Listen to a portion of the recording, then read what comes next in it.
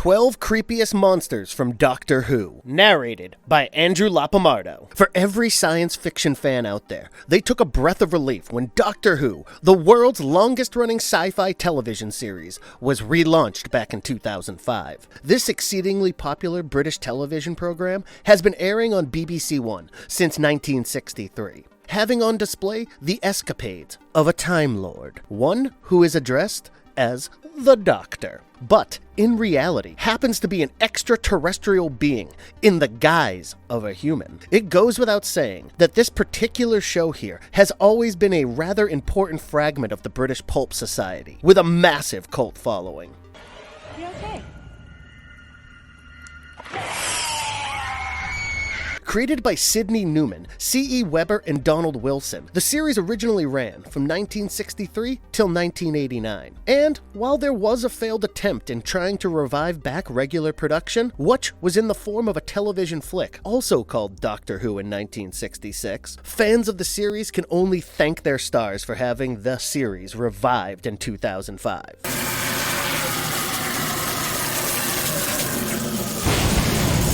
Coming back to the series, there are plenty of things featured here that are bound to make shivers run down our spines. Well, we are prominently stressing on the bone-chilling monsters that are featured here. To all of the Whovians out there, gear yourselves up for today's video, where we are going to talk about 12 of the creepiest monsters from Doctor Who. Are you ready? Fantastic! Okay, dear listeners, we're about to go into our creepiest monsters of Doctor Who, but before we do that, can you just do us a favor and go subscribe to the channel and hit that little bell icon up in the corner so you are notified when any of our new videos are uploaded. Ready to get going? Allons-y! All I can see.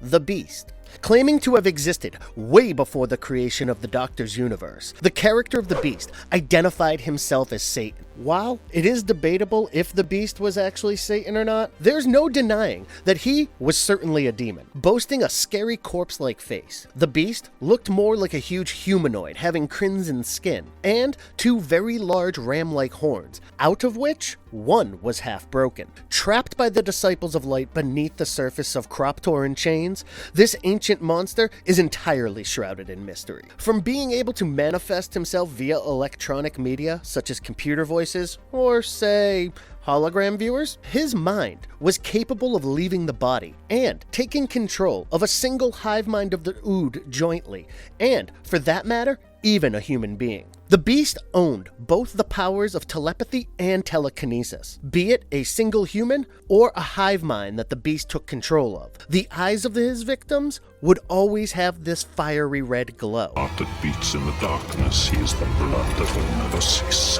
And now he will rise. But that's not even the creepy part. Things get even more freakish when the possessed host of the Beast start projecting fire from their mouth, the same way the latter does. Hell, they could also literally survive in a vacuum. What else can be creepier? Still wondering if he is the devil himself? Chances are high that he actually might be. Adding more to the fear factor, the Beast, besides being a narcissist, was also far too egotistical. So much so that he actually disregarded every other creature. The Beast and his armies shall rise from the pit to make war against God. From calling them inferior to regarding himself as unconquerable, immortal, and supreme in every way. The Beast also went to the extent of referring to himself in third person. Next comes his vicious killer instincts. It should not surprise you at all when we highlight the manipulative, crafty nature of the Beast, and the fact that he would heartlessly prey on the fears of people and then leave them feeling susceptible. For instance, he was vicious enough to torment Toby with his presence, before taking control of him, of course, and also compelling him to believe that if he looked at him, he would simply die. I am the prince and the fool and the agony. I am the sin and the fear and the dark. Also, the sole fact that the Beast could see the future made him take advantage of this clairvoyant insight and misuse it against others. There are no second thoughts regarding the Beast being absolutely deadly and creepy, thereby topping this list for sure.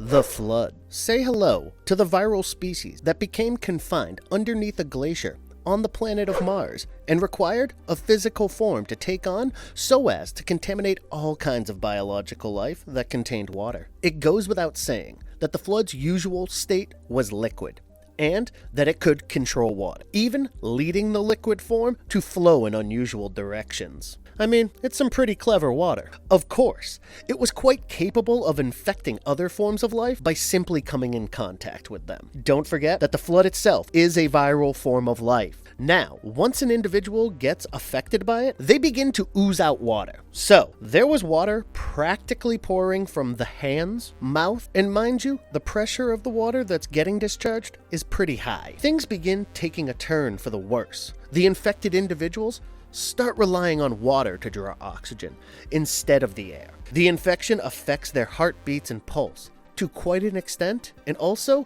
leads to some major electrical activity, mostly in the brain of the infected individuals. Also, upon mutation, the infected hosts are capable of disabling the nearby camera, and would also develop cracked, scaly skin, particularly around the mouth and neck region, besides having blackened teeth in an internal fission. There are a few hosts who could also evolve faded blue eye, but that was not the case for all. From having the ability to endure on the surface of Mars, to being able to run exceedingly fast, the host is literally capable of keeping up with a rocket-boosted robot. I don't like robots. And just a tiny drop of water released by the host was more than capable of spreading the infection. I'm sorry, Captain.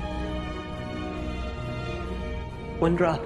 In spite of the substantial amount of water that was being produced by the infection, the contaminated host didn't really seem to be much affected by electricity. In fact, at the time, Andy Stone, the crew member of Bowie Base 1, and also the first of the colony to be infected by the flood, was electrocuted by the 10th Doctor. He was incapacitated for a rather brief period of time. The character of the flood, despite being scattered, demonstrated coordinated action, as well as considerable intelligence. Post the infection, the victims could no longer speak, and could only emit gurgling growls, and, to some extent, comprehend ancient North Martian. Besides all this, they could also produce petrifyingly high-pitched shrieks that sounded more like tortured metal, able to crack open ice and communicate with other infected victims. What's even more bizarre is the fact that one could actually hear the victim scream, even through the thickest of the metals.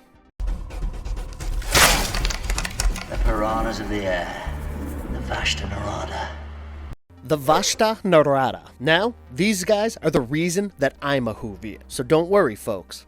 No spoilers. Described by the Doctor as the piranhas of the air, VASHTA NERADA, also addressed as the shadow that melts the flesh, were a swarming bunch of microscopic carnivorous beings that were found on most of the planets. While individually, or say in small numbers, their species wasn't considered a threat, but God forbid if they were to be found in large numbers. They were quite capable of leaving their victims to the very bare bones, all within the span of just milliseconds. We heard her scream a few seconds ago. What could do that to a person in a few seconds? Took a lot less than a few seconds. The sole fact that one does not really get much time to learn about them makes them all the more terrifying. Just imagine them attacking someone inside their victim's spacesuit, devouring them, and even going to the extent of mimicking them just to avoid others from suspecting them. Well, that is called being smart and creepy, both at the same time. The VASHTA NERADA dwelled in the very darkness. They cast shadows when they entered the light. In fact, they impersonated the shadows of their targets while trying to get closer to them. While it was usually the element of light which kind of slowed them down, but if they were in large numbers, the effect of light would eventually be ineffective. They inspired fear of the dark in most species, because almost any shadow, for that matter, could be made of VASHTA NERADA. As per the 10th Doctor, this was precisely the reason why literally every species out there in the universe dreaded the dark. They were regarded mostly harmless and benevolent on Earth. It is true that they survived by scavenging roadkill, but then again, the 10th Doctor did state that some people who walked in the dark never really came out. In fact, he also did mention that wherever there is meat, there is VASHTA NERADA. In most planets, not Earth. There are a billion other worlds. Where there's meat, there's VASHTA NERADA. It is also reported that these beings were born as microscopic spores in trees and apparently lived their lives in the forest. Adding more to the creepy factor is the simple fact that these spores were so impactful and strong that they could be reborn even after the tree was converted into paper. Our tip would be to stay away from these creatures as far as possible.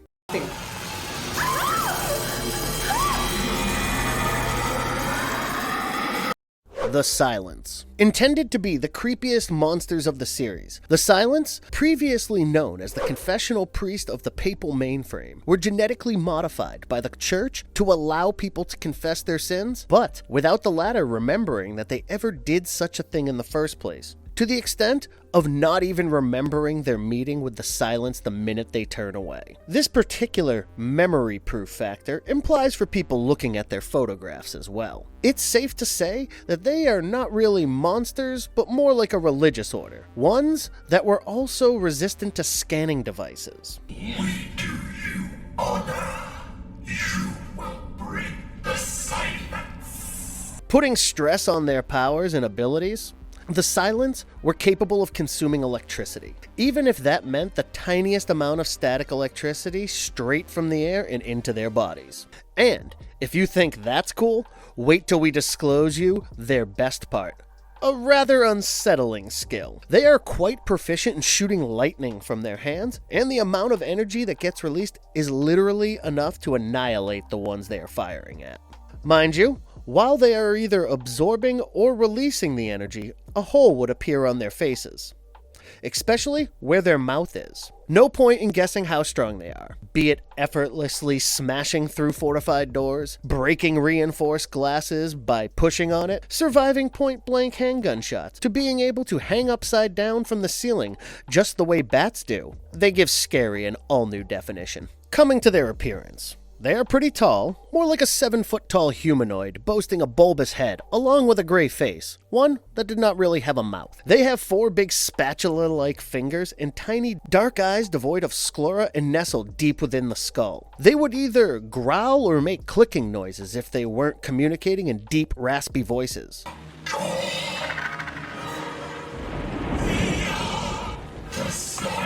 While breathing, they would frequently produce rattling noises that were exceedingly spooky. Last but not least, imagine them donning black suits, high collar shirts, and let's not miss out on their ties either. It goes without saying that the all-black sartorial sense of renegade priest of the Kavarian chapter was bang on point. Just do remember that the silence will fall when the question is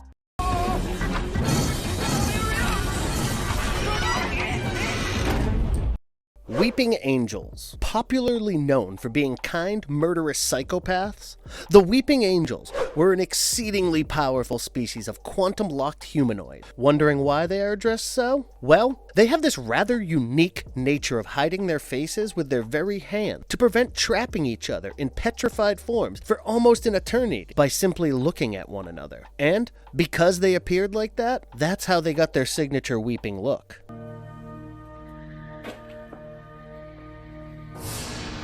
As far as their victims are concerned, the Weeping Angels would eliminate them quite leniently by dropping them into the past and letting them live out their full lives, but in an entirely separate time period. As a result, this led the Weeping Angels to live off the remaining time energy of the victim's life. At times, they were also known to kill their victims by just snapping off their necks. Boasting an age that was as old as the universe itself, they appeared as stone statues of winged humanoid angels and chittens, from taking the form of bigger statues such as the Statue of Liberty, to baby angels resembling cherubs. They would have their fangs and claws on display while showing ferocity. With a victim looking at an angel in the eyes, the latter is quite capable of infecting the visual centers, forming images in their mind, mentally influencing them. And you're dead. They are fast, faster than you could believe. Don't turn your back. Don't look away, and don't blink. Putting further stress on the capabilities of the weeping angels, they had the power to convert regular statues into angels. To those who are not aware of the kiss of the weeping angel, you will be quite surprised to know that they could literally change kissed people into replicas of other individuals, which of course died after some time. Mind you, an angel's kiss also had the power to reduce the kissed individual to complete dust. Besides being able to move their victims back through time, all thanks to a touch, they could also move people through both space and time. Next comes the fact that they could feed on other kinds of energy as well, like radiation or say the electrical form of energy found in electronics. Now, you wouldn't want them to be adequately fed because this makes them very strong. In fact, strong enough to be able to break through steel doors to the extent of making magnetized wheels turn, and we are already well versed with the breaking of the necks of the victims.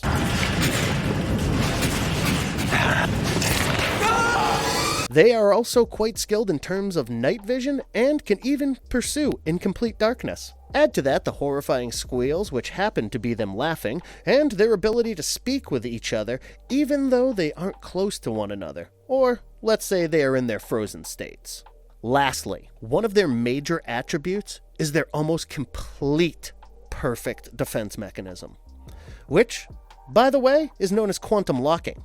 This led them to be transformed into harmless stones while they're being watched. In case they thought that they are being observed, quantum locking is still bound to happen as some kind of reflex action. While they are not being watched, they are capable of moving impeccably fast. Full credits to the defense mechanism, which makes them quite hard to kill, specifically making them resistant to almost every type of weapon. Just don't blink and you should be all set.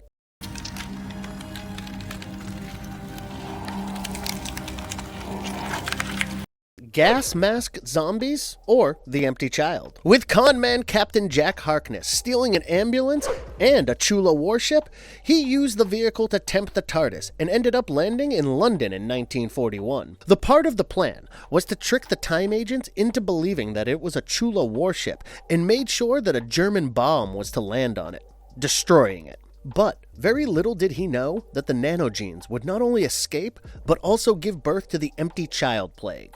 The Chula nanogenes had never really encountered human beings before, so post-escaping, when they came across one, they infected a dying boy called Jamie, who was caught in the London Blitz. Thinking that the gas mask he was wearing was part of his face, they revived him and inadvertently created the empty child, a zombie to be more precise. Are you my mommy?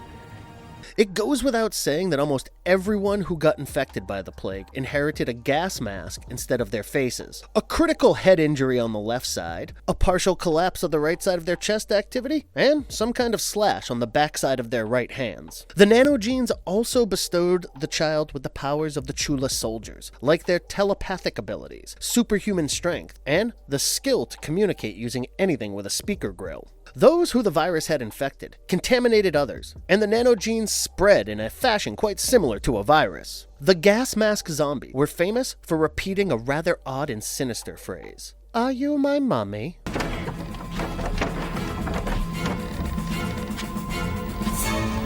Are you my mommy? Initially, people got infected if they were touched by someone who was already infected, but eventually, the plague became airborne. The whole idea of people donning what looked more like a World War II gas mask, repeating the same phrase again and again, and turning people they came in contact with into zombies is quite eerie. What's even more dreadful is the part where the infected ones chanced upon their targets. Imagine faces getting stretched and twisted, and the next thing you see is a gas mask on where their face should have been. But just this once, everybody lives! That means absolutely nothing. Can you tell your friend? Boneless. Full credits to the 12th Doctor for coming up with the name Boneless. To those of you who are wondering why they are called so in the first place, the Boneless appear to be some kind of mass of see-through, wriggling tendrils that are only capable of traveling across surfaces that are flat. But even in this form, they could reduce a three-dimensional object, or even a person for that matter, into a two-dimensional figure. Let's say the right way to put it would be their ability to flatten people as well as objects. Of course, the whole process is exceedingly painful, and has led to the very demise of their targets. If you thought that the terrifying part about them is finally over, we urge you to rethink. The boneless were further capable of dichotomizing anything or anyone that they had flattened just to understand how their physical dimensions work. At times, they would even wear the skin of the deceased victims to camouflage themselves, and also appear as distorted versions of themselves. How sick is that, right? Post having learnt enough about their targets, the boneless had the power to change from their usual two-dimensional selves to three-dimensional ones. However, these versions were not perfect and continually fluttered between dimensions. Just visualize parts of their body repetitively distorting, restructuring, disappearing, and reappearing all at the same time. I did my duty for Queen. The Cybermen. No points for guessing that the Cybermen were a race of emotionless cybernetically enhanced humanoids, which have made their appearance over and over again to make the Doctor's life a living hell. Each differed greatly in design and had different groups originating independently through parallel evolution on various locations all across time, space, and universe. While some of them were mainly born out of an instinct to survive, there were some who hankered for immortality because of the sole fact that their civilization was perishing and they wished to survive. There was also others who were born from the determination to not only upgrade themselves, but also everyone around them.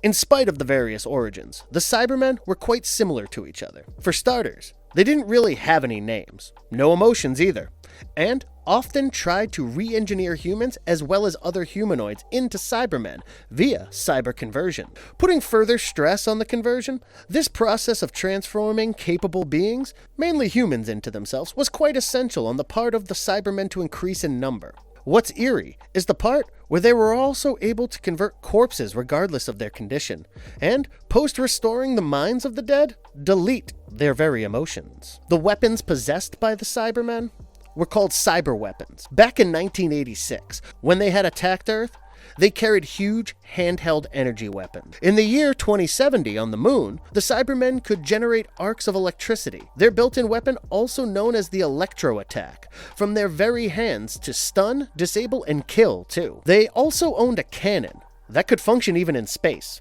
In fact, the virus Neurotrope X was majorly employed as a biological weapon by the Cybermen with the sole aim of incapacitating humans. From having death ray weapons built into their very chest units, carrying large rifles emitting flames, having weapons built into their very helmets, owning portable cyber bombs, to literally being in possession of a Megatron bomb. One that had the power to destroy almost every form of life on Earth. The Cybermen were absolutely terrifying.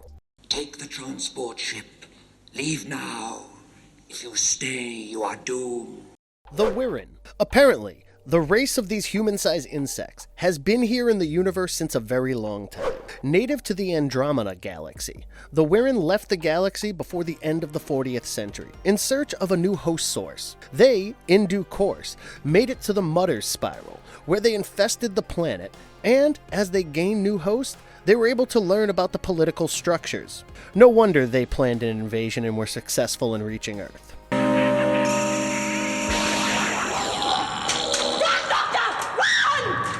Boasting an anatomy that was a lot similar to an Earth-based insect, the WIRRN had heads, which were made of 2 large golden eyes, long floppy antennae, and 3 small mandibles. Well, underneath the head were larger mandibles, which they primarily used for talking, or should we say, squeaking.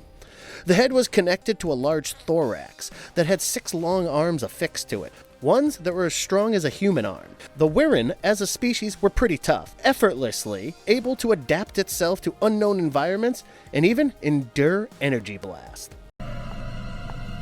Normalize. The Zygons. Having originated from the planet Zygor, the Zygons were a race of well-built humanoids, boasting large, cone-shaped heads and deeply inset faces. These metamorphic humanoids, who spoke in gargling whispers, were way stronger than humans and had an average lifespan of 700 to 1,000 years old. The Zygons also had this earthy iron odor. Their blood was maroon in color, and they were powerful enough to sting people. thanks to poisonous barbs on their palms. The stings not only left large wounds on the infected area, but at times could also lead to the death of humans. Of course, they had the ability to alter members of other species also into Zygons, along with the side effect of forming this telepathic link between the new Zygon created and the one that caused the change. The young Zygons were addressed as hatchlings, they were pale, had shorter limbs, and were also quite slimy in nature. Although these hatchlings were mute, they were way faster than the adults. Let's not miss out on the part that they were hermaphrodites. In the starting, they are completely white, more feminine, graceful, and minus the suckers. Next, their color changes to orange. They are covered in suckers, and also more masculine to look at. One of the greatest ranks that a Zygon can reach was that of warrior engineer, and to become one, a Zygon had to undergo the process of sterilization, something that eventually made it all more hostile and single-minded. Stressing on their powers and abilities, they were capable of generating electricity bolts from their very hands, to the extent of disintegrating humans into heaps of hair and skin. One of their more significant achievements was their usage of body prints on the humans. For instance, they would capture a human and put them inside a vessel. Next, they would take the human form, mimicking not only the looks, but also the voice. While they usually took the form of humanoids, they could also mimic creatures such as cattle, dogs, and even horses. The file is irrelevant, sir. Oh, and why is that? THEOOD. Just a single glance at THEOOD, and they are capable of literally topping this list. When you have a humanoid species with tentacles situated on the lower part of their faces, you already know that they are going to be downright creepy. These monsters don't have vocal cords. Instead, they communicate via telepathy. They have two brains, a forebrain situated in the head, and a secondary hindbrain that is usually held by them in their hands and connected by what looks like an umbilical cord to their faces. While the forebrain took care of the thinking part and also stored the telepathic sensors, the hindbrain processed all the memories and emotion. You will die, and I will live. While, under usual conditions, they were actually quite gentle in nature, but it was the structure of their brain that made them inclined towards corruption. In fact, it was the passive telepathy which led them to be controlled by, or let's say possessed by, stronger telepathic entities like the Beast and House. He is awake. And you will worship him. Worship who? Native to the OOD sphere, they were initially a hive mind, one that was led by a huge living brain known as the OOD brain, so much so that the color of the OOD's eyes were also directly proportionate to the level of telepathic activity. It changed from a normal glowing bright red to white when it was not linked to the hive mind. As for the humans, they misinterpreted the red eyes as some kind of disease. In fact, humans are to blame for enslaving the OOD, to the extent of maiming them, just to confirm their loyalty to servitude. If only they could be like Donna, a friend to OOD kind.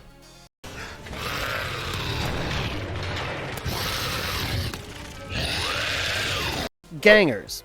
At times, the main reason why monsters seem so scary to us is because of the simple fact they are so similar to us. Full credits go to the show for driving us to our realm of fear and introducing to us gangers, also known as flesh avatar. It would not be wrong to address gangers as the abbreviated forms of doppelgangers. After all, it was the humans who created this clone race from an artificially formed organic substance known as the flesh. Trust me. The gangers were mimicked duplicates of humans who controlled their gangers through telepathic remote control. This drove humans to work in extreme, hostile conditions without risk, and any damage that they endured would not be felt by the actual human, thanks to the nerve endings getting automatically shut down. Are you creeped out yet? If not, we have more reasons to make you. In some cases, gangers also had this ability to expand their neck and limb, but that's after getting animated by a solar system's electricity. For instance, when they were animated by electricity, they became mostly unstable and shifted between half human faces and half flesh. There, that should be more than enough for you to get creeped out completely. And if you liked our content, don't forget to leave a like and subscribe to us if you haven't already. Have a good one and be safe. Thanks, everyone. We can work this out. Trust me. I'm the doctor.